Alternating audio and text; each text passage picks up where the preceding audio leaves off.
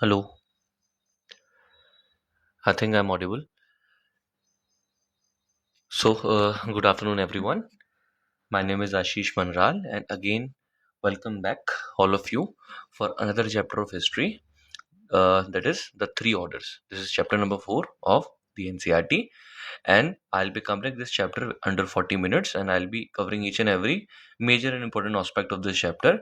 Remember एक चीज कि इस वीडियो के बाद भी मैं आपको एक वीडियो दूंगा जिसमें मैं जितने भी क्वेश्चन बोर्ड में पूछे जाते हैं, एक्सपेक्टेड प्रोबेबल जो भी क्वेश्चन होते हैं, उस सब को एक वीडियो के अंदर अंडर 25 मिनट्स में आपको समझा दूंगा। And trust me one thing guys, कि इस वीडियो और उस वीडियो के बाद इनसे बाहर कुछ भी नहीं आने वाला है। And again I am starting new series as well, जिसमें मैं क्या कर रहा हूँ, एनसीईआरटी की एक एक लाइन को समझा रहा हूँ, ठीक है, ताकि आप लोगों के लिए चीज़ों को आसान बना सकूं और आपको एनसीईआरटी लर्निंग की हैबिट खुद से नहीं कर सकते हो, कोई बात नहीं, वीडियो देखो, वीडियो में हम लोग क्या करेंगे, एनसीईआरटी की एक एक लाइन साथ में पढ़ेंगे, तो वो मैं कोशिश करने वाला हूँ। राइट, अभी फिलहाल इसमें आगे बढ़ते हैं और विदाउट वेस्टिंग एनी टाइम चलो इसे कंटिन्यू करते हैं। देखो, सबसे पहले ये है आपका द थ्री ऑर्डर। देखो, मेन जो चीज़ है, ये जो कहानी है, जो थ्री ऑर्डर चैप्टर है, ये चैप्टर तुम्हारा सेटअप होता है। हमने रोमन एम्पायर के बारे में पढ़ा, यूरोप के बारे में पढ़ा। तो तुम्हारा जो रोमन एम्पायर का मिडिवल, यूरोप का जो मिडिवल मिडिवल समझते हो क्या होता है, कि कुछ 700-800-900 से लेके 1600-1700 तक ये जो टाइम पीरियड रहता है, उसे कहते हैं मिडिवल। ठीक है, जैसे आज के डेट में क्या चल रहा है, 2200 कुछ चल रहा है ना, तो उस टाइम तक। राइट, अब देखो, तो वैसे ही उस समय क्या 700-800 से लेके 1500-1600 तक जो टाइम पीरियड था वो मिडिवल था। ठीक है, 13, 14, 15 अगर मैं बोलूँ तो स्पेसिफिकली वो मिडिवल था। अब देखो ध्यान से, जो तुम्हारा मिडिवल यूरोप था, मिडिवल यूरोप के अंदर जो सोसाइटी, जैसे इंडिया में जो सोसाइटी है, वहां पे तुमने देखा होगा कास्ट की बेसिस पे, वर्णास के बेसिस पे डिवीजन हुआ हुआ है। ठीक है, बट अगर आप देखोगे यहाँ पे यूरोप में, यूरोप भी कुछ अलग नहीं था। ये लोग हम लोग को बहुत कहते थे कि हम इंडियंस बहुत ज्यादा डिवाइडेड थे, बट यूरोप भी कुछ अलग नहीं था। यूरोप में भी आपके ऐसे तीन ऑर्डर एग्जिस्ट करते थे, जिसमें से एक ऑर्डर आपका था क्या, एक ऑर्डर था आपका क्लर्जी, एक ऑर्डर था आपका नोबिलिटी, और एक ऑर्डर था आपका पीजेंट्री। ये तीन ऑर्डर यही चीजों को बताता है कि यूरोप की सोसाइटी तीन पार्ट्स में डिवाइडेड थी, तीन ऑर्डर्स में डिवाइडेड थी, जो कि पहला था क्लर्जी, नोबिलिटी और पीजेंट्री। इसके बारे में तुम्हें थोड़ा आइडिया क्लास 9th में लगाओगे एक बार। ठीक है, तो थोड़ा बहुत वैसा ही है। क्लर्जी का मतलब उसमें आपके प्रेयर वगैरह करने वाले जो ग्रुप थे, देखो लिखा है यहाँ पे, एक ग्रुप इन लोगों का था। जो फाइट करते थे नोबल्स, उनका अलग ग्रुप था, और जो नॉर्मल वर्क, खेती वगैरह बिजनेस किया करते थे पीजेंट्स, उनका एक ग्रुप था। ठीक है, देखो, इन नोट्स को यूज कैसे करोगे, ऑब्वियसली एनसीईआरटी की रीडिंग करनी है, मेरी वीडियो भी आ जाएगी अगेन, और खुद से भी एनसीईआरटी पढ़नी है, तो ये नोट्स और मीनिंगफुल होंगे। ठीक है, एनसीईआरटी का कुछ भी तोड़ नहीं है, मैं तुम्हें क्लियर बता रहा हूँ। अगर तुम्हें आगे कुछ अच्छा अचीव करना है, अच्छा कोई कॉम्पिटेटिव एग्जाम निकालना है, तो एनसीईआरटी पढ़नी पड़ेगी।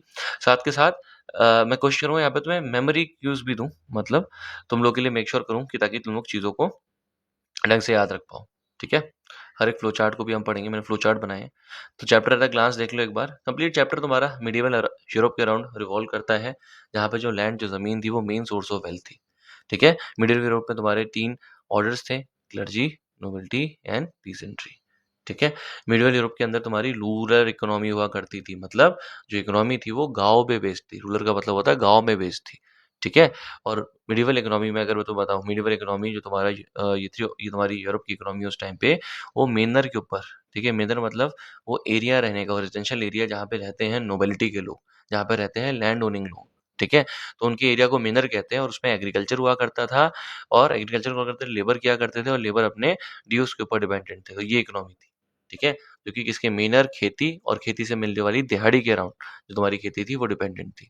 ठीक है, यहाँ पे रिलीजियस वर्ल्ड हुआ करता था उस टाइम पे, अगर मैं बताऊंगा आपको, तो यहाँ पे चर्चेस हुआ करते थे, मॉन्क्स, वो लोग जो चर्च में ना रह के बाहर रिलीजियस प्रैक्टिस करते हैं, भिक्षुक जिसे कहते हैं।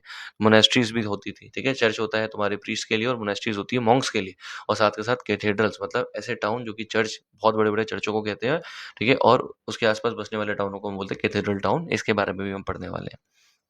राइट, मिलिट्री के बारे में हम पढ़ेंगे चैप्टर में। ठीक है, अब देखो थोड़ा बहुत हिंट देखो, जो मिलिट्री वाले लोग थे वो नोबल्स में आते थे। मैंने तुम्हें बताया ना कि इन तीन ऑर्डर थे, क्लर्जी, नोबिलिटी एंड पीजेंट्री। तो नोबिलिटी के अंदर आते हैं तुम्हारे मिलिट्री के लोग, और नोबिलिटी के अंदर ही तुम्हारे नाइट्स भी हुआ करते थे। नाइट्स तुम्हारे ट्रेंड वॉरियर्स को कहते हैं, नाइट्स तुमने सुना होगा कई बार। ठीक है, और ये तुम्हारे नोबल्स थे, नाइट्स जो थे वो कैसल्स के अंदर रहा करते थे। ठीक है, फिर हम लोग शहरों की ग्रोथ के बारे में पढ़ेंगे कि शहर कैसे ग्रोथ कर जाते हैं मिडिवल यूरोप में। राइट, क्योंकि शहरों में सरप्लस प्रोड्यूस हो रहा था, शहरों में बहुत ज़्यादा प्रोडक्शन हो रहा था, मार्केट्स में बेचा जा रहा था प्रोडक्शन, और इन मार्केट्स की वजह से बन जाते हैं वहाँ पे टाउन, इसलिए तुम्हारे शहर डेवलप करते हैं। ठीक है, मैं तुम्हें जस्ट बता रहा हूँ, समरी बता रहा हूँ। अब देखो साथ के साथ क्या क्या क्राइसिस होती है, फिर तुम बोलोगे क्या सर ये जो इतना शानदार मिडिवल यूरोप बन के आ रहा था, कुछ दिक्कत हुई इसके साथ, राइट? तो हाँ, क्राइसिस फेस करता है, फेमाइन, पहली बात तो अकाल पड़ जाता है, ब्लैक डेथ मतलब एक बीमारी थी, ठीक है, जो फैल गई थी वहाँ पे, और वॉर फेस करता है जिसकी वजह से क्राइसिस में, तंगी में चला जाता है।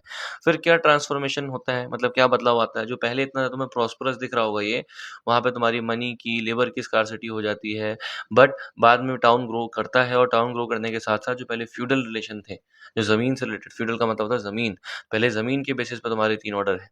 तो तुम्हारे क्लर्जी, नोबिलिटी और पीजेंट्री, ये हमने बनाए हुए हैं ना 3 ग्रुप, ये इसलिए बनाए हैं क्योंकि तीनों का ज़मीन के ऊपर जैसा कंट्रोल है वैसे, जिसका ज़मीन के ऊपर ज़्यादा कंट्रोल है उसको रख दिया हमने क्लर्जी और नोबिलिटी में, जो ज़मीन के ऊपर रिसोर्सेज़ के ऊपर कंट्रोल नहीं कर रहा उसको हमने रख दिया पीजेंट्री में।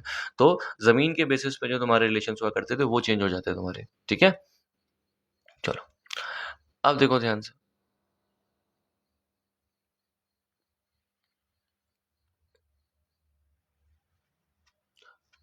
पार्ट 1 देख लो, 3 ऑर्डर्स ऑफ सोसाइटी का। तो मिडिवल राइटर ऑफन सोसाइटी को 3 ऑर्डर से डिस्क्राइब करते हैं। जो तुम्हारा ये चैप्टर है 3 ऑर्डर्स, तो मिडिवल राइटर जो होते हैं वो ऑफन डिस्क्राइब करते हैं सोसाइटी को 3 ऑर्डर से, ठीक है? ये एक आइडियल मॉडल था उनके अकॉर्डिंग, बट हालाँकि ये परफेक्ट पिक्चर नहीं देता था एवरीडे लाइफ का। ठीक, अब ये 3 ऑर्डर थे क्या, करते क्या थे वो देख लो एक बार ध्यान से। तो मिडिवल जो तुम्हारे हिस्टोरियंस थे उनके अकॉर्डिंग जो तुम्हारा पहला ऑर्डर था, जो फर्स्ट ऑर्डर था दैट वाज़ क्लर्जी। अब ये क्या होता है क्लर्जी बेटा? क्लर्जी वो लोग थे जो कि प्रे किया करते थे, जो क्रिश्चियन सोसाइटी को गाइड किया करते थे, प्रीस्ट, पादरी, पुजारी टाइप, ठीक है? ये लोग तुम्हारे पहले ऑर्डर में आया करते थे, राइट? फिर इनके अकॉर्डिंग सेकंड ऑर्डर तुम्हारा दूसरा, अब देखो ये जो पूरा सिस्टम था ना 3 ऑर्डर वाला, ये बनाने का काम ही करते हैं तुम्हारे क्लर्जी के लोग, ये इंपॉर्टेंट याद रखना, ठीक है? इसको बनाने का काम क्लर्जी के लोग करते हैं, इसलिए अपने आप को फर्स्ट में डालते हैं। सेकंड ऑर्डर में लोग डालते हैं नोबिलिटी वालों को। नोबिलिटी वाले कौन लोग थे बेटा? ये वो लोग थे जो फाइटिंग किया करते थे, गवर्न किया करते थे, कंट्रोल किया करते थे लैंड को। और थर्ड तुम्हारे एक ऑर्डर बनाते हैं ये, ठीक है? जो होता है तुम्हारा पीजेंट। पीजेंट कौन थे बेटा? जो फार्मिंग किया करते थे, लेबर प्रोड्यूस किया करते थे। तो ये 3 ऑर्डर बने थे यूरोप की सोसाइटी में, उन तीनों के काम देख लो एक बार क्या थे। इस ऑर्डर को बनाने वाले कौन थे बेटा? क्लर्जी के लोग थे।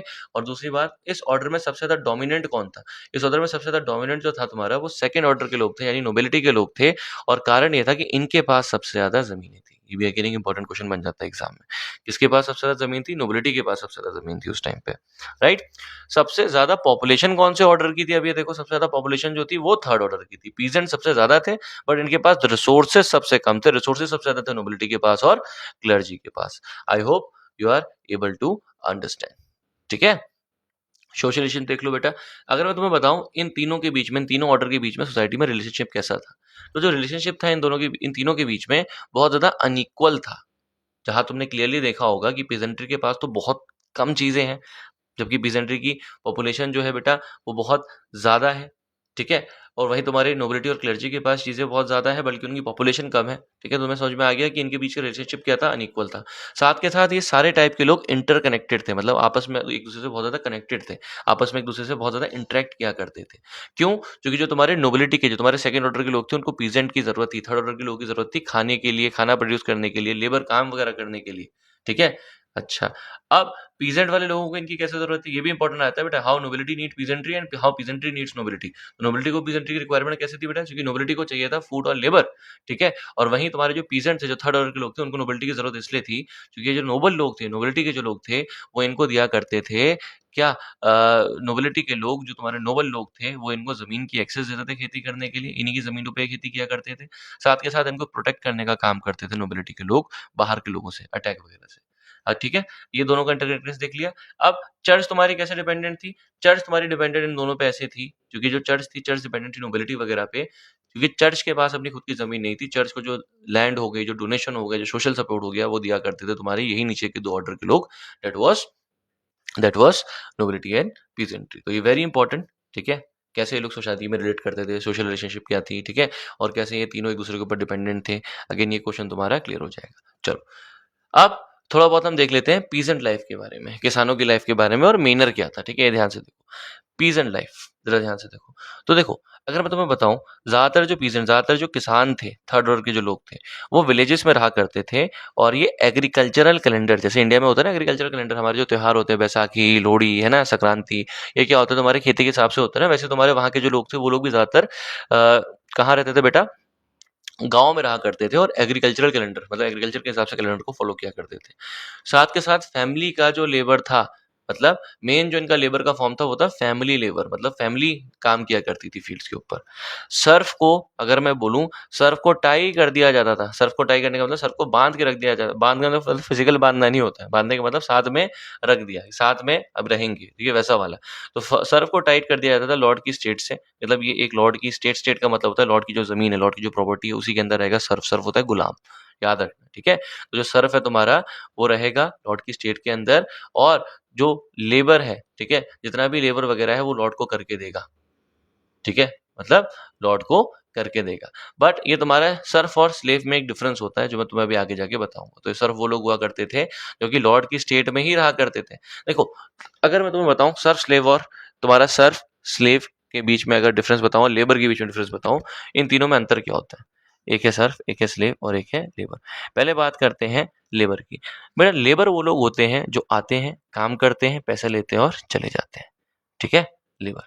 सर्फ कौन होते हैं? बेटा वो लोग होते हैं जो आते हैं, काम करते हैं, आप ही के वहां रहते हैं, ठीक है, और बदले में उन्हें कुछ ना कुछ पेमेंट मिल जाता है किसी तरीके का, ठीक है, ये होते हैं सर्फ। और फिर एक होता है तुम्हारा स्लेव। अब ये कौन होता है?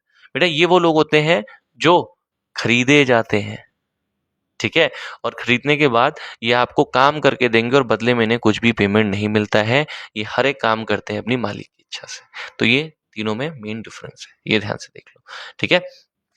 अब मेनियल सिस्टम, ठीक है, राइट, मेनोरियल सिस्टम, इस पे क्वेश्चन आ जाता है। मेनोरियल सिस्टम था क्या, वर्क कैसे करता था, इसको ध्यान से देखो।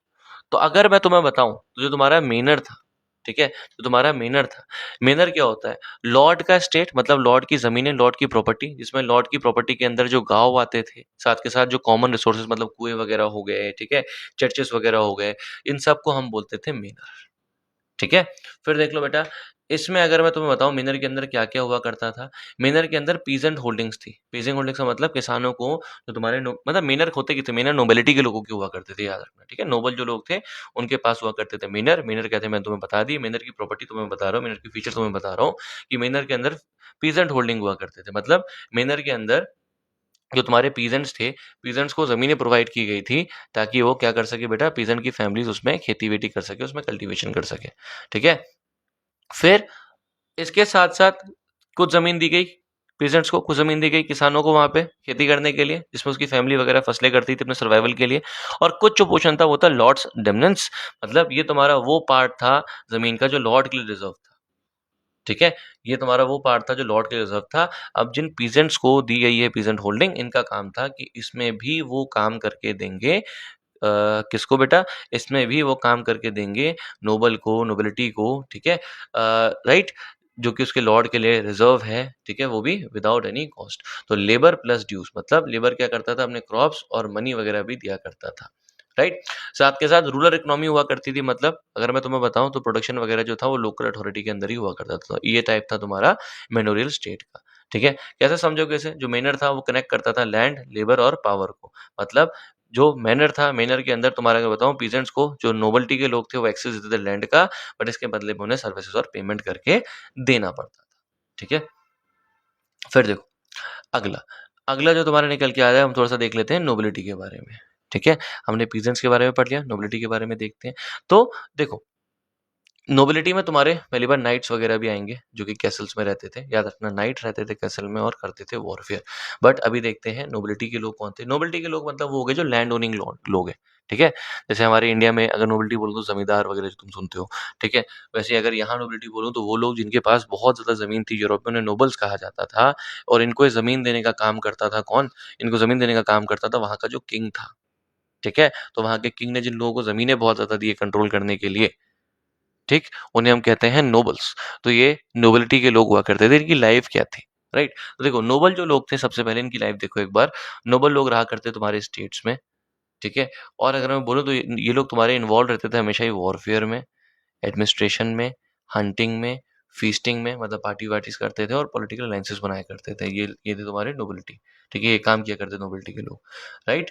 और ये लोग कैसल्स में रहा करते थे, कैसल्स इनके रेजिडेंस थे, और ये कैसल्स ही जो किले होते हैं इसलिए बनाते थे ये कैसल्स, ताकि ये अपने आप को डिफेंसिव तरीके से बचा भी सके आगे वाली चीज में। ठीक है, अच्छा, from land to military power. देखो, अगर मैं तुम्हें ध्यान से बताऊं तो लैंड होल्डिंग मतलब जो तुम्हारे ये नोबिलिटी के लोग थे, इनका एक खास फीचर था कि इनके पास बहुत ज्यादा जमीन हुआ करती थी। ठीक है, इनकी जो स्टेट्स थी, इनकी जो प्रॉपर्टी थी, वही इनकी वेल्थ हुआ करती थी। ठीक है, साथ के साथ नोबिलिटी के पास पावर हुआ करती थी। क्या पावर हुआ करती थी कि ये अथॉरिटी थी इनके पास कि जो ज़मीन है वो किसी को दे सकते हैं, पीजेंट वगैरह को, उस पे काम करने के लिए। जो नोबिलिटी है, नोबल के अंदर ही नाइट्स लोग काम किया करते थे। ठीक है, अब नाइट्स कौन होते हैं? नाइट्स तुम्हारे माउंटेड वॉरियर्स, मतलब आर्म्ड वॉरियर्स होते हैं, जिनके पास हथियार-वथियार होते हैं, जिनको बहुत ज़्यादा स्किल्ड होते हैं। ठीक है, यूज़ करना आता है, फाइटिंग अच्छे से जानते हैं, राइट? तो ऐसे लोग होते हैं नाइट्स, जो रहते हैं नोबल्स के अंदर, और नोबल इनको भी कैसल वगैरह बना के, इनको भी ज़मीनें वगैरह देके, इनको इनके खुद के स्टेट्स वगैरह देते थे। ठीक है? ऐसे लोगों का काम ही होता था नाइट्स का कि नोबल्स को किसी भी अटैक की सिचुएशन में बचाना। और तुम्हारे अगला जो प्रॉपर्टी है नोबल्स की, वो ये है कि कैसल्स में रहा करते थे, नाइट्स कैसल में रहते थे। कैसल्स क्या होते हैं? फोर्टिफाइड सेंटर, मतलब किले वगैरह तुमने सुने हैं, ठीक है? जिसपे कभी कभी अगर अटैक हो तो बचना आसान हो, ठीक है, डिफेंस आसान हो। साथ के साथ इनका काम था वॉरफेयर और प्रोटेक्शन देना, मिलिट्री सर्विसेज प्रोवाइड करना और पावर को मेंटेन करना। किसे देते थे ये लोग? बेटा अगर मैं बताऊं, तुम्हारे जो नोबल्स थे वो मिलिट्री प्रोटेक्शन देते थे किंग को। किंग कौन था? जो नोबल्स को ये सब चीजें दिया करता था। ठीक है, लैंड और ये सब कंट्रोल वगैरह, राइट। नोबल्स का काम था क्या करना बेटा? वॉरफेयर और प्रोटेक्शन देना, किसको? किंग को। ठीक है, तो देखो ध्यान से, अगर तुम्हें इसे अंडरस्टैंड करना है तो लैंड प्रोवाइड करती थी रिसोर्सेज जो ज़रूरत थी। ठीक है, हमें रिसोर्सेज ज़रूरत थी किस चीज़ के लिए? हॉर्सेस को मेंटेन करने के लिए, वेपन्स को मेंटेन करने के लिए, वॉरियर्स को ट्रेन करने के लिए। और नाइट्स इसीलिए तुम्हारे बहुत ज़्यादा कनेक्टेड थे नोबल पावर से, क्योंकि नोबिलिटी के लोग इन्हें दिया करते थे। नाइट्स थे कौन? नाइट्स वर माउंटेड। माउंटेड का मतलब होता है आर्म्ड वॉरियर्स, जो कि, ठीक है, जो ट्रेनिंग किया करते थे हॉर्सेस वगैरह की, वेपन्स वगैरह की, और उनके आर्मर जो थे बहुत ज़्यादा एक्सपेंसिव थे। ये लॉर्ड्स को या नोबल्स को सर्व किया करते थे। ठीक है, और ये इनके जो आइडल्स थे वो थे करेज, लॉयल्टी और ऑनर। ठीक है, ये याद रखना। फिर अगला देखते हैं, चर्चेस के बारे में थोड़ा सा पढ़ते हैं, मॉन्क्स के बारे में, मोनेस्ट्रीज के बारे में, मतलब कुल मिला के अब हम क्लर्जी के बारे में पढ़ने वाले हैं। तो तुम्हारे जो क्लर्जी के लोग थे, ठीक है, जो तुम्हारे मॉन्क्स वगैरह थे, चर्चेस के जो लोग थे, उनका काम था प्रेयर करना और स्टडी करना। सबसे पहले चर्च देखते हैं। ठीक है, the church influence belief. Church तुम्हारा एक वो इंस्टीट्यूशन था, ठीक है, चर्च तुम्हारी एक वो संस्था थी यूरोप के अंदर, जो कि लोगों के जो बिलीफ है, जो भरोसा वगैरह है, लोगों की एजुकेशन, जो एवरीडे लाइफ है, उसको इन्फ्लुएंस करने का काम किया करती थी। ठीक है, जैसे हर धर्म में कुछ ना कुछ होता है, हिंदूज में मंदिर हो गया, मुस्लिम्स में मस्जिद हो गया, सिख्स में गुरुद्वारा हो गया। ठीक है, तो ये चीज़ है। ठीक है, और यहाँ के जो चर्च के लोग थे, चर्च के लोग लैंड वगैरह ओन किया करते थे और इनको थे। अब देखो बेटा, ये वेरी इंपॉर्टेंट है। चर्च, ठीक है, चर्च के जो लोग अपनी ज़मीन पे, चर्च के पास भी ज़मीनें थी ना, और चर्च की ज़मीनों पे भी खेती करते होंगे किसान, तो चर्च की ज़मीनों में खेती करने के बदले में जो चर्च को टैक्स मिला करता था उन किसानों से, उसे हम बोलते थे। ठीक है, और वहीं जहाँ हमने देखा था कि नोबिलिटी के जो लोग थे, ठीक है, नोबिलिटी के लोग भी अपनी ज़मीनें दिया करते थे पीजेंट्स को। ठीक है, और पीजेंट्स उनकी ज़मीन पे भी खेती किया करते थे। तो पीजेंट्स जो उनकी ज़मीन पे खेती किया करते थे, उसके बदले में जो टैक्स उन्हें मिला करता था, उसे कहते हैं टैली। तो ये इंपॉर्टेंट है, एग्जाम पर्सपेक्टिव से एक बार इसको देख लो। साथ के साथ इनको गिफ्ट भी रिसीव हुआ करते थे। अब ध्यान से देखो मॉन्क्स की क्या लाइफ थी उस टाइम पे। सबसे पहले देखो जो मॉन्क्स की, अब मॉन्क्स कौन थे बेटा? जैसे अगर मैं आपको बताऊं, जो चर्च था, चर्च एक ऐसा इंस्टीट्यूशन था, जमीन ओन किया करता था। चर्च एक ऐसा इंस्टीट्यूशन था जहाँ पे क्या, जो लोग थे, ठीक है, जो लोग थे वो चर्च के अंदर ही रहा करते थे। चर्च एक ऐसा इंस्टीट्यूशन था जहाँ पे लोग क्या किया करते थे बेटा? चर्च ऐसा इंस्टीट्यूशन जहाँ पे लोग थोड़ा सा दान दक्षिणा वगैरह किया करते थे, वेल्थ ओन किया करते थे। ठीक है, तो वहीं जो कुछ और रिलीजियस लोग थे क्रिश्चियनिटी के अंदर, यूरोप के अंदर, उनको ये लगता है कि जो एक लैंड ओनरशिप वगैरह का कॉन्सेप्ट है, प्लस साथ के साथ चर्च के अंदर ही रहने का कॉन्सेप्ट है, और जो बाकी भी कुछ ऑर्थोडॉक्स रूल्स एंड रेगुलेशंस हैं, ठीक है, तो थोड़ा सा एक लिबरल फॉर्म, लिबरल थोड़ा सा ओपन माइंडेडली सोच के, मॉन्क तुम्हारा वो सेक्शन ऑफ सोसाइटी था क्रिश्चियनिटी के अंदर, ठीक है, उस समय पे, जो डिसाइड करता है कि हम लोग क्या करेंगे, हम लोग प्रेयर वर्शिप ये सब कंटिन्यू रखेंगे, बट हम लोग चर्चेस से निकल के अब बाहर जाएंगे। ठीक है, बाहर जो तुम्हारे घूमते थे, ठीक है, बाहर जो तुम्हारे एक्सप्लोर किया करते थे, ऐसे जो तुम्हारे लोग हुआ करते थे, उनको मॉन्क्स कहा करते थे, जो कि तुम्हारे हार्डकोर क्रिश्चियनिटी के नॉर्म्स एंड रेगुलेशंस को उतना बिलीव नहीं किया करते थे। ठीक है, अब ध्यान से देखो, तुम्हारी जो मोनेस्ट्री है, मोनेस्ट्री क्या है? मोनेस्ट्री मतलब मॉन्को की एक, मतलब मॉन्क लोग जो जहाँ जहाँ रहा करते हैं उसे मोनेस्ट्री कहते हैं। ठीक है, तो वैसे जहाँ तुम्हारे प्रीस्ट वगैरह रहते हैं उसे चर्च कहते हैं ना। तो तुम्हारे जो मॉन्क थे, ठीक है, मॉन्क लोग तुम्हारे मोनेस्ट्रीज में रहा करते थे। मोनेस्ट्री जो तुम्हारी थी एक रिलीजियस कम्युनिटी थी। ठीक है, अब देखो ध्यान से, क्या काम करते थे मॉन्क्स? मॉन्क्स प्रेयर किया करते थे, वर्शिप किया करते थे, डिसिप्लिन वगैरह मेंटेन किया करते थे, वर्क किया करते थे मॉन्क्स लोग, फार्मिंग और क्राफ्टिंग, स्टडी किया करते थे, मैन्युस्क्रिप्ट्स वगैरह पढ़ा करते थे, ठीक है? साथ के साथ इनका इन्फ्लुएंस था बहुत ज़्यादा। कैसे इन्फ्लुएंस था? ये लोग लर्निंग किया करते थे, चैरिटी किया करते थे और एग्रीकल्चर किया करते थे, ठीक है? तो ये तुम्हारा एक कॉम्बिनेशन था। मॉन्क्स लोग इसलिए डिफरेंट थे because Monks were a combination of what? Of prayer, work and study, ठीक है? चलो, अब देखो अगेन एक और तुम्हारा पार्ट निकल के आता है, that is cathedrals and cathedral town, ठीक है? चर्चेस की हम बात कर रहे हैं। देखो कैथेड्रल क्या होता है? बहुत बड़े बड़े चर्चेस जो हुआ करते थे टाउन्स में उस टाइम पे, उसे कैथेड्रल बोलते थे। और अगर मैं तुम्हें बोलूं, इन चर्चेस के अराउंड जो तुम्हारे टाउन, जो शहर बना करते थे, उन्हें हम बोलते थे cathedral town, as the name suggest, ठीक है? तो एक बार देखो कैथेड्रल क्या होता था। कैथेड्रल अगर मैं तुम्हें बताऊं, was the principal church of a bishop. Bishop कौन होते हैं बेटा? बिशप तुम्हारे रिलीजियस फिगर होते हैं। जैसे तुम्हारे नोबल्स थे ना, जो थ्री ऑर्डर्स में, तो वहीं तुम्हारा जो एक ऑर्डर है क्लर्जी, क्लर्जी के अंदर जो नोबल्स हुआ करते थे उनको हम बिशप कहते थे, ठीक है? जो तुम्हारे प्रीस्ट वगैरह, जो तुम्हारे चर्चेस वगैरह, जो वाला कल्चर, जो कल्चर था, जो क्लर्जी, जो धार्मिक लोग हुआ करते थे, इनके अंदर के जो नोबल्स थे, जो लैंड ओनिंग क्लास थी, उसको हम बिशप कहा करते थे, याद रखना, ठीक है?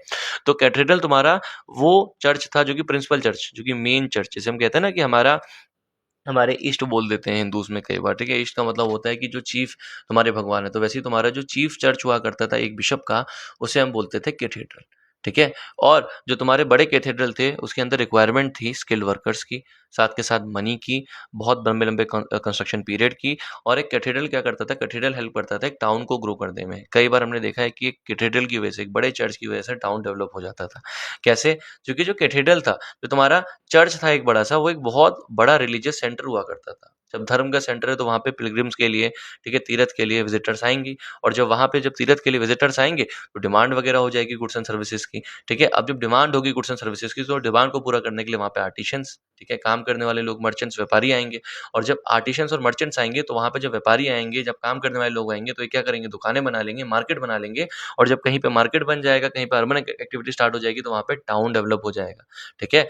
तो ऐसे ही टाउनों को हम बोलते थे कैथेड्रल टाउन, जो कि बड़े-बड़े चर्चेज़ की वजह से डेवलप हुआ करते थे। और ये तुम्हारे रिलीजन और कमर्शियल सेंटर दोनों को साथ लेके चला करते थे। कैसे अंडरस्टैंड करना है? विजिटर क्रिएट करते थे डिमांड फूड की, अकोमोडेशन की, ट्रांसपोर्ट की और क्राफ्ट गुड्स की। और ये एनकरेज किया करता था आर्टिसन को, मर्चेंट्स को और मार्केट जो कि तुम्हारे अराउंड थे कैथेड्रल सेंटर के, ठीक है?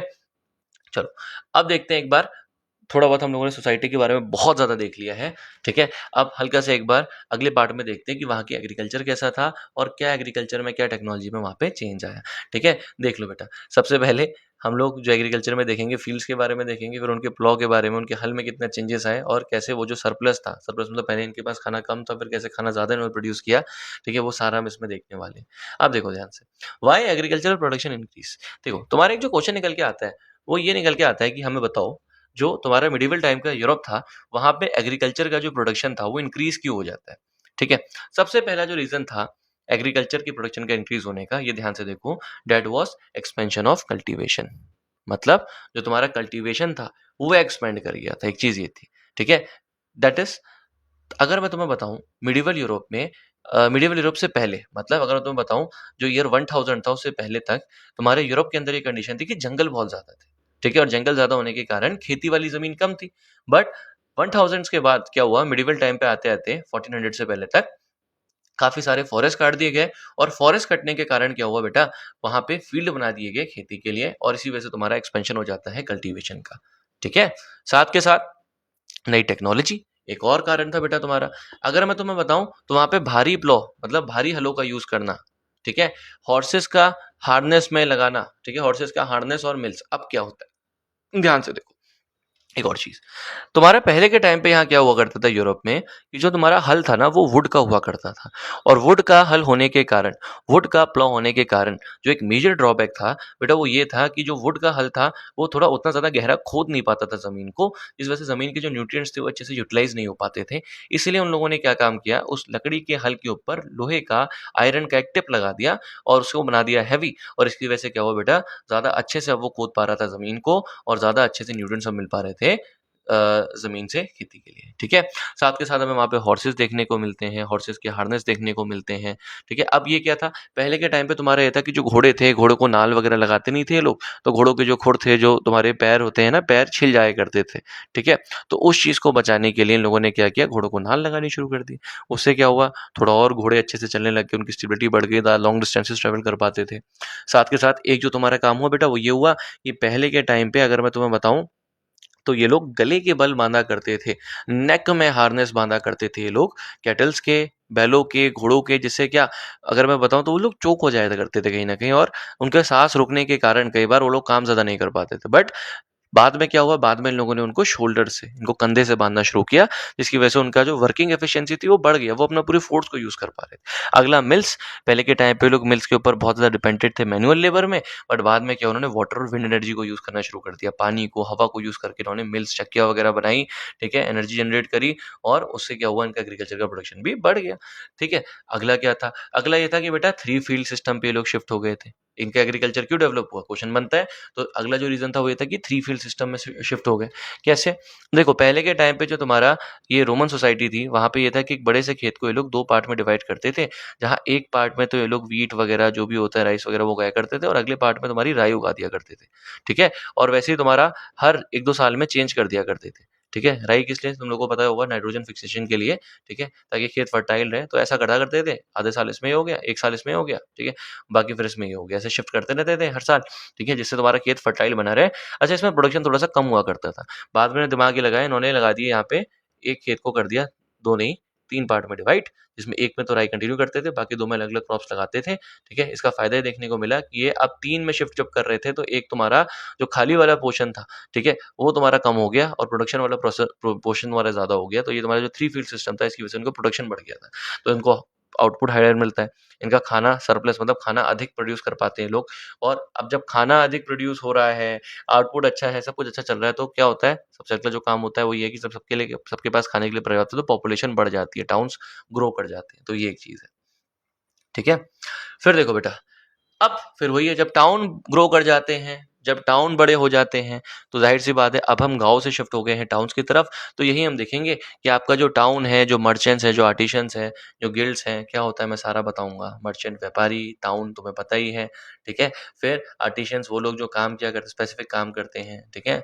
अ, और साथ के साथ तुम्हारा गिल्ड्स, गिल्ड्स मतलब तुम्हारे जो आर्टिशंस, मतलब गिल्ड्स मतलब एक पर्टिकुलर टाइप की कम्युनिटी का जो ग्रुप होता है, उसे हम कहते हैं गिल्ड। फॉर एग्जाम्पल, जैसे मान लो अगर सारे जो लोहार है, सारे सुनार है, उन सबकी कमिटी होती है, सबका एक ग्रुप होता है, उसे हम बोलते हैं गिल्ड, ठीक है। अब ध्यान रखना, ध्यान यहाँ पे ये दो तुम, कि ये लोग कैसे विलेज से, गांव से अब टाउन की ओर जा रहे हैं। तुम लोगों ने देख ही लिया था ना, क्या ये लोग खेती में सरप्लस कर रहे थे, जो खेती में सरप्लस करते पॉपुलेशन बढ़ रही थी, और जो तुम्हारे गांव थे वो टाउन में कन्वर्ट हो रहे थे। क्यों, क्योंकि मार्केट एक्सपेंड हो रहा था उस टाइम पे। जब खेती के बाद सामान ज्यादा होगा तो क्या होगा, मार्केट में बिकने के लिए भी ज्यादा चीजें आएंगी ना, मार्केट में बिकने के लिए ज्यादा चीजें आएंगी, तो मार्केट बड़ा होगा, और जब मार्केट बड़ा होगा तो क्या होगा बेटा, वहां पे आर्टिशियंस, मतलब ऐसे लोग जो कि एक क्राफ्ट में स्पेशलाइज्ड होते हैं। फॉर एग्जाम्पल, तुम्हारा कॉबलर हो गया, बार्बर हो गया, या तुम्हारा क्या हो गया बेटा, या तुम्हारा हो गया अगर मैं बोलूँ गोल्डस्मिथ हो गया, ऐसे लोग जिनके पास स्किल है किसी क्राफ्ट की, वो लोग आ जाते हैं। और जब वो लोग आएंगे तो वहाँ पे मर्चेंट्स वगैरह भी आते हैं, जो चीज़ों को बेचते हैं, खरीदते हैं, ट्रांसपोर्ट प्रोवाइड करते हैं। ये सब लोग जब आते हैं तो क्या बन जाते हैं, इनका गिल्ड, गिल्ड का मतलब होता है इनका ग्रुप बनता है, इनकी कमेटी बनती है, जो कि ऑर्गेनाइज करते हैं ट्रेड और ट्रेनिंग को। तो वाटर गिल्ड्स कई बार इंपॉर्टेंट होता है, it is a committee of क्या, आर्टिशियंस, जिसे हम बोलते हैं गिल्ड। फॉर एग्जांपल, तुम्हारा मान लो गोल्डस्मिथ वगैरह होगी, उनकी कमेटी हो सकती है। इनका काम क्या होता है, इनका बेसिकली काम होता है प्रोडक्शन को लेके, कितना प्रोड्यूस होगा, प्राइस क्या होगा, ठीक है, कहाँ बिकेगा, कहाँ नहीं बिकेगा, इनको लेके लॉस, रूल्स एंड रेगुलेशन को सेटअप करना, ठीक है। तो इसके बाद तुम्हारे बन जाते हैं टाउन, जो कि सेंटर हुआ करते थे कॉमर्स का, राइट। अच्छा, एक और डेवलपमेंट तुम्हारा देखने को मिलता है उस टाइम पे, कि जो तुम्हारी इकोनॉमी थी टाउन के बनते ही, यहाँ से कनेक्ट करना, तुम्हारे टाउन्स के बनते ही, जैसे ही टाउन बन जाते हैं, वैसे ही तुम्हारी जो इकोनॉमी थी, अभी तक जो इकोनॉमी थी वो डिपेंडेंट थी लेबर के ऊपर। मतलब किसने अगर तुम्हें कोई चीज़ दी, जैसे फॉर एग्जांपल नोबल ने अपनी ज़मीन दे दी पीजेंट्स को, तो पीजेंट्स ने वहाँ पे किया काम, और उसके बदले में क्या, पीजेंट्स ने वहाँ पे क्या कर दिया, पीजेंट्स ने, अगर पीजेंट्स को अगर नोबल ने दे दी ज़मीन अपनी, तो पीजेंट्स ने क्या किया, उसके बदले में उसके खेत में काम कर दिया, लेबर पे लेबर कर दिया, ठीक है। तो उसका मतलब क्या हुआ बेटा, उसका मतलब ये हुआ कि बेसिकली इनके बीच में कनेक्शन है, एक पर्सनल टच है। बट फिर तुम्हारा क्या होता है, टाउन्स के बनते ही इकोनॉमी मनी की ओर शिफ्ट हो जाती है, क्योंकि जैसे जैसे तुम्हारा ट्रेड बढ़ता है, मनी को ज्यादा इंपॉर्टेंस देनी जाती है। और कई रीजन ऐसे थे जहाँ पे जो तुम्हारे लॉर्ड्स थे, जो जमीनों के मालिक थे, वो मॉनेटरी पेमेंट एक्सेप्ट कर रहे थे। वो कह रहे थे कि तुम पैसे दे दो, ठीक है, जो तुम खेती वेती करो उसमें से तुम मुझे हमें पैसे निकाल के दो हमारा शेयर, और लेबर सर्विसेज आप मत करो, लेबर हम लोग खुद हायर कर लेंगे, अपॉइंट कर लेंगे, ठीक है। तो इससे क्या होता है, सोशल रिलेशन सब चेंज हो जाते हैं, राइट। अब थोड़ा तुम एक और इम्पोर्टेंट पार्ट में आ जाओ कि कैसे तुम्हारे ये जो लोग थे ये कैसे चेंज हो जाते हैं। अच्छा, एक और तुम्हें चीज बता दूं तुम्हारे लिए इम्पोर्टेंट एक एस्पेक्ट। तुमने 3 ऑर्डर पढ़ लिया, 3 ऑर्डर तो तुम्हें पता लग गए हैं, ठीक है। अब देखो ध्यान से बेटा, ये 3 ऑर्डर के बाद जो तुम्हारे टाउन के लोग थे, ठीक है, जो टाउन के व्यापारी थे, टाउन के जो आर्टिशियंस थे, इन्हीं को बोला गया है फोर्थ ऑर्डर। तो कंफ्यूज मत होना, तुम लोगों से अक्सर पूछ लिया जाता है कि फोर्थ ऑर्डर कौन था, तो फोर्थ ऑर्डर ये लोग थे, ठीक है। अब तो पता लग गया ना कैसे बनते हैं, क्या काम करते हैं, ठीक है। तो ये फोर्थ ऑर्डर के लोग थे। इसलिए यहाँ पे अगर तुम देखोगे, जब तुम्हें बताया हुआ है कि किसका क्या रिलेशन था, किसके साथ क्या किया करता था, तो उसमें 1 2 3 नहीं बल्कि 4 लोग दिए, तो ये 4 ऑर्डर है, 4 ऑर्डर, ठीक है। तो देखो ध्यान से, सबसे पहला तुम्हारा ऑर्डर क्लर्जी। तो क्लर्जी के लोग थे, उनको जरूरत किस चीज की हुआ करती थी, सोशल रिलेशन तो वही होगा ना, गिव एंड टेक के ऊपर। तो जरूरत जिस चीज की, किस चीज की जरूरत है क्लर्जी वालों को, जमीन की और सपोर्ट की, ठीक है। और क्या देते थे बदले में, रिलीजन और एजुकेशन दिया करते थे, ठीक है। नोबल्टी के लोग को क्या चाहिए होता था बेटा, लेबर चाहिए होता, जमीनें हैं बट लेबर चाहिए और रेंट चाहिए उनके ऊपर, और बदले में प्रोटेक्शन दिया करते थे, और अथॉरिटी मतलब कंट्रोल किया करते थे। पीजेंट के लोगों को क्या चाहिए, इनको जमीनें चाहिए और प्रोटेक्शन चाहिए, और बदले में खाना, लेबर और ड्यू ला के दे देंगे। और मर्चेंट्स को क्या चाहिए बेटा, मर्चेंट्स चाहिए मार्केट और कस्टमर, और बदले में देते थे गुड्स एंड सर्विसेज, ठीक है। ये रिलेशन एक बार देख लेना, एग्जाम में टेबल बना के आओगे और शानदार लगेगा, और इसी को तुम्हें डिफाइन करना है बस, ठीक है। अब देखो ध्यान से, लास्ट पार्ट तुम्हारा जो आ रहे हैं हम आखिर की ओर, वो है 14th सेंचुरी क्राइसिस। मतलब तुम्हारा जो यूरोप था, मेडिवल यूरोप था, ये सब बहुत अच्छा चल रहा था, हैप्पी एंडिंग होती है, बट तुम्हारा होता है क्या, 14th सेंचुरी में वहां जाते हैं क्राइसिस, वहां हालतें खराब हो जाती हैं। और क्यों होती है, कैसे होती है, वो देखो ध्यान से कि क्या होता है मेडिवल यूरोप का ऐसा टाइम पीरियड जहाँ पे सारी चीजें खराब होके, जैसे हम लोगों ने जितने भी चैप्टर भी फर्स्ट सेकंड थर्ड तक पढ़े हैं, उसमें क्या होता है, लास्ट में कुछ ना कुछ गड़बड़ होता है, जो चीजें पहले की तरह नहीं रहती, और हम उसे पढ़ रहे हैं हिस्ट्री में, ठीक है, वरना वो कंटिन्यू कर जाता ना। तो अब देखो वहां पे होता है क्या, तो क्या क्राइसिस होती है और कैसे तुम्हारी सोसाइटी चेंज होती है यूरोप की, देखो। तो तुम्हारा जो मिडिवल यूरोप था बेटा, उसमें उस टाइम पे होती है पुअर हार्वेस्ट, मतलब खेती बेकार होती है पहली चीज तो, ठीक है, फसल बेकार होती है, और क्लाइमेट भी वहाँ पे बहुत ज्यादा चेंज हो रहा था। इससे क्या होता है, तुम्हारा वहाँ पे आ जाता है, सूखा पड़ जाता है, और खाने की शॉर्टेज हो जाती है। और साथ के साथ अगर तुम्हें बताऊं, क्राइसिस का नाम अगर तुम बताओ, वहाँ पे हो जाती है ब्लैक डेथ। ब्लैक डेथ तुम्हारी एक बीमारी थी, एक वायरल डिजीज थी, ठीक है, जो 1347 से लेकर 48 तक फैलती है, ठीक है। ब्लैक डेथ मतलब प्लेग के कारण होने वाली डेथ को ही बोला गया है ब्लैक डेथ। उसमें बहुत लोग मर जाते हैं, जिसके कारण क्या होता है, तुम्हारे यूरोप की पॉपुलेशन उस टाइम पे गिर जाती है, फॉल हो जाती है, ठीक है। और पॉपुलेशन गिरने के कारण वहाँ पे जो लेबर था, लेबर की भारी कमी हो जाती है।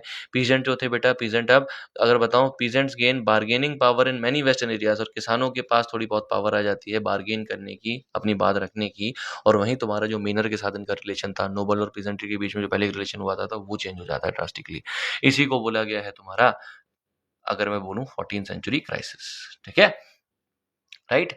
देख लो कैसे समझोगे, जब तुम्हारा 14th सेंचुरी क्राइसिस के कारण लेबर की हो जाती है स्कार्सिटी, तो लेबर की इंपॉर्टेंस बढ़ जाती है, जो चीज़ कम हो जाती है उसकी इंपॉर्टेंस बढ़ जाती है, जिससे जो तुम्हारा पहले के समय के लेबर अरेंजमेंट हुआ करते थे, पहले के समय पे जो लेबरों को हम लोग डील किया करते थे, वो थोड़ा बहुत चेंज हो जाता है वेस्टर्न यूरोप में। और इसलिए आज की डेट में तुम्हें वेस्टर्न यूरोप, जो तुम्हें यूरोप की सोसाइटी है, वो वैसी देखने को नहीं मिलती है जैसी हम पढ़ रहे हैं इस चैप्टर में। इसी वजह से चेंज हो गया था, समझ गए, वरना आज भी वही होता है कि पीजेंट लोगों का क्या होता है, एक्सप्लॉइटेशन हो रहा होता।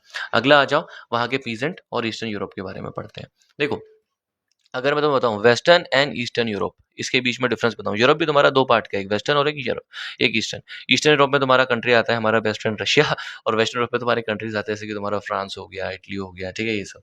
तो अगर मैं तुम्हें बताऊं, वेस्ट और ईस्ट के बीच में डिफरेंस ये है कि इन दोनों का जो ट्रांसफॉर्मेशन था, जो ये चेंज हुए मिडिवल टाइम पीरियड के बाद, अनइवन था, ठीक है।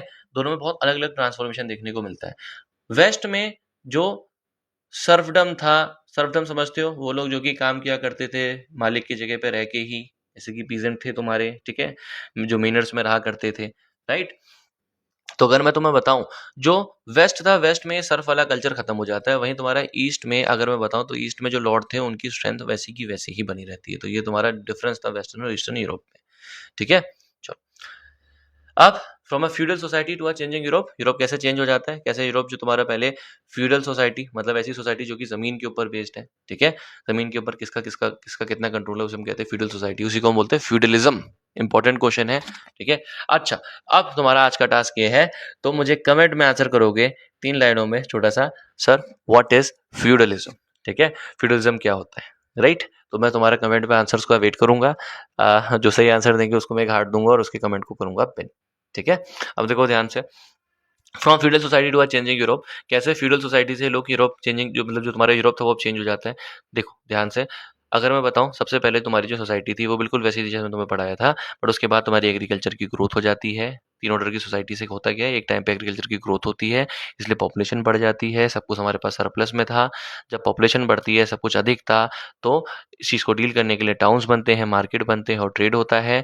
उससे क्या होता है, जो हमारी इकोनॉमी थी वो मनी पे शिफ्ट हो जाती है लेबर की बजाय, ठीक है, और लेबर रिलेशंस क्या हो जाते हैं, चेंज हो जाते हैं। और फिर हमें देखने को मिलता है जो तुम्हारे फ्यूडल मिनोरियल स्टेट के रिलेशनशिप होते हैं वो भी ट्रांसफॉर्म हो जाते हैं। पीजेंट और जो तुम्हारे फ्यूडल लॉर्ड्स हैं उनका रिलेशनशिप सेम नहीं रहता है, और इसी के साथ तुम्हारी आज की डेट की तुम्हें यूरोपियन सोसाइटी देखने को मिल जाती है, जो कि तुम्हारी क्या है, ज़्यादा कमर्शियल है, ज़्यादा मार्केट ओरिएंटेड है, पैसे को इंपॉर्टेंस देती है और शहर बन चुकी है बिल्कुल, ठीक है। तो ये है तुम्हारा कोई कंपैरिजन देख लो अगर मैं तुम्हें बताऊं, ठीक है। ये देख लो एक बार ध्यान से। क्विक कंपैरिजन में अगर मैं तुम्हें बताऊं तो तुम देखोगे जो बेस था, ठीक है, जो बेस था मेनोरियल वर्ल्ड का, जो मेजर स्टेट थी, जो पहले तुम्हारा मिडिवल टाइम का यूरोप था, उस यूरोप का बेस ही तुम्हारा लैंड और एग्रीकल्चर था। वहीं तुम्हारा जो बाद में टाउन्स बन जाते हैं, उसका बेस था तुम्हारा क्राफ्ट, मार्केट और ट्रेड। वहाँ के लोग तुम्हारे कौन थे, लॉर्ड, पीजेंट और सर्फ, ठीक है, और यहाँ के लोग थे तुम्हारे मर्चेंट्स और आर्टिस्ट। वहाँ की इकोनॉमी तुम्हारी ड्यूज के ऊपर, रेंट के ऊपर, लेबर के ऊपर चला करती थी। यहाँ की इकोनॉमी मनी बाइंग और सेलिंग के ऊपर चलती है। अगर स्पेस की बात करूँ, वहाँ जगह कैसी हुआ करती थी, तो वहाँ विलेज हुआ करते थे और मेनर हुआ करते थे, पर यहाँ तुम्हारे अर्बन सेटलमेंट यानी कि सिटीज़ वगैरह हुआ करते हैं, ठीक है। ये देख लो बेटा, कुछ इंपॉर्टेंट टर्म है जो तुम्हें पता होने चाहिए, राइट। मैं तुम्हें एक बार रिवाइज करा दे रहा हूँ, क्योंकि ये वन वर्ड में आ जाते हैं अक्सर, या तुमसे कभी आ जाते हैं एमसीक्यूज में लिखवाने को, ठीक है। तो मैं तुम्हें अभी से तैयार करके भेजता हूँ। थ्री ऑर्डर जब भी पूछेंगे तो तीन ऑर्डर कौन से थे बेटा तुम्हारे, क्लर्जी, नोबल्टी और पीजेंट्स को ही बोला गया है थ्री ऑर्डर। फ्यूडलिज्म का मतलब क्या होता है, फ्यूडलिज्म का मतलब होता है लैंड के बेसिस पे जो तुम्हारे सोशल, पॉलिटिकल, इकोनॉमिक रिलेशनशिप होते हैं उसे हम बोलते हैं फ्यूडलिज्म, ठीक है, जहां तवज्जो जाती है लैंड को। मैनरलिज्म क्या होता है बेटा, मैनरलिज्म का मतलब होता है वो ऑर्गेनाइजेशन जो तुम्हारी मेनर के अराउंड बनी है। मेनर क्या होता है, रहने का ठिकाना नोबल्स का, तो उसके अराउंड बनी हुई ऑर्गेनाइजेशन को हम कहते हैं मेनोरियल। मेनर क्या होता है, मेनर होता है लॉर्ड का स्टेट, लॉर्ड की जमीन, लॉर्ड की प्रॉपर्टी, जिसमें फील्ड भी होते हैं, विलेज भी होते हैं, कॉमन रिसोर्सेज भी होते हैं। सर्फ कौन होते हैं, सर्फ तुम्हारे वो पीजेंट होते हैं, वो किसान होते हैं जो कि टाइट थे, जो कि बंधे हुए थे, जो कि रहते थे लॉर्ड के स्टेट में बट गुलाम नहीं थे, उनको पेमेंट मिलती थी। तिथे क्या होता है, तिथे तुम्हारा वो पेमेंट होता है जो कि चर्च को किया जाता है, वो टैक्स। फेलो क्या होता है, फेलो तुम्हारी वो जमीन होती है इसको अनकल्टिवेट छोड़ दिया जाता है ताकि वो फर्टिलिटी को रिकवर कर ले। गिल्ड क्या होता है, गिल्ड तुम्हारा एसोसिएशन यानी कि ग्रुप होता है, कमिटी होती है मर्चेंट्स की और क्राफ्ट वर्कर्स की। कैथेड्रल क्या होता है, कैथेड्रल होता है तुम्हारा प्रिंसिपल चर्च, मेन चर्च किसी एक बिशप का। और बिशप क्या होता है, मैंने तुम्हें अगेन बताया हुआ है, बिशप होता है तुम्हारा क्लर्जी का, नोबिलिटी मतलब जो तुम्हारे रिलीजियस लोग होते हैं उसमें जो नोबल क्लास के लोग होते हैं, उसमें जो लैंड ओनिंग क्लास के लोग होते हैं, रिसोर्स ओनिंग क्लास के लोग होते हैं, उनको हम कहते हैं बिशप। तो इन बिशप के प्रिंसिपल चर्च को बोलते हैं कैथेड्रल। मोनेस्ट्री क्या होता है, मोनेस्ट्री तुम्हारी कम्युनिटी होती है मॉन्क्स और नन्स की, ठीक है। और साथ के साथ ब्लैक डेथ क्या होता है, प्लेग के कारण, जैसे पेंडेमिक तुम्हारा कोविड फैला था, वैसी प्लेग की बीमारी थी जो यूरोप में फैली थी, उसके कारण हुई जितनी भी मौतें थे उसे हम बोलते हैं ब्लैक डेथ। ये भी तुम्हारा वन ऑफ द रीजन है कि क्राइसिस आ जाते हैं, ठीक है। अब देख लो बेटा, स्टोरी को मैं फिर से शॉर्ट में 8 पार्ट में बताता हूँ।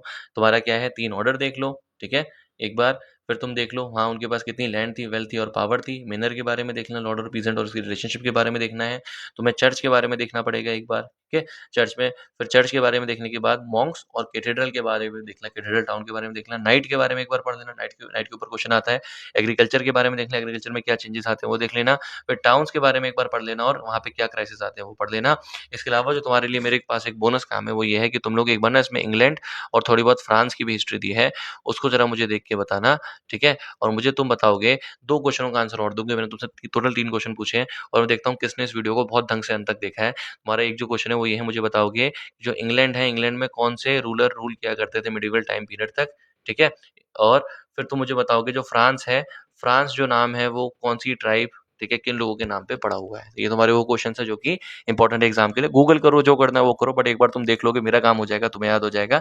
अच्छा, this is not the end, मैं 2 वीडियो इसमें और लेके आऊंगा, ठीक है। एक शायद मल्टीपल पार्ट्स में और एक वीडियो तुम्हारी होगी जो एग्जाम से पहले हर बार आती है, ठीक है। एग्जाम से पहले तो नहीं, जल्दी इस बार रिलीज करूंगा।